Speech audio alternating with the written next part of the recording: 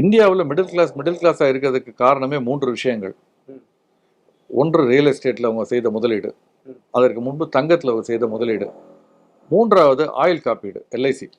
Oil காப்பீடுன்னு கூட சொல்ல மாட்டேன், LIC, life insurance corporation of India. இந்த 3இல் அவர்கள் செய்த முதலீடு தான் இந்த குடும்பங்களை காப்பாற்றுது. அவங்களுக்கு அவங்க மிடில் கிளாஸ் பீப்புள், அது லோயர் மிடில் கிளாஸ்லேருந்து இன்னும் கீழே போயிடாமல் காப்பாற்றினது இது 3 தான். இது இல்லைன்னா அவங்க இந்த பணத்தை நீங்கள் சொன்ன மாதிரி ஒரு சுய கட்டுப்பாடு இல்லாமல் செலவு செய்து வீணடித்து எங்கேயோ தவறான போயிருக்கும். அதற்கான வாய்ப்புகள் அதிகம்.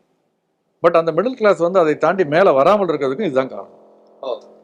இதே முதலீடுகளை ப்ராப்பராக பிரித்து முதலீடு செய்திருந்தால், பலதரப்பட்ட முதலீடுகளில் செய்திருந்தால், ஏன்னா உலகம் முழுவதும் பாருங்க, முன்னேறிய சமூகங்கள் எங்க எடுத்தாலுமே அவர்கள் வந்து முழு பணத்தையும் பங்குச்சந்தையில் போட்டு முதலில் முன்னேறியதா சரித்திரமே கிடையாது.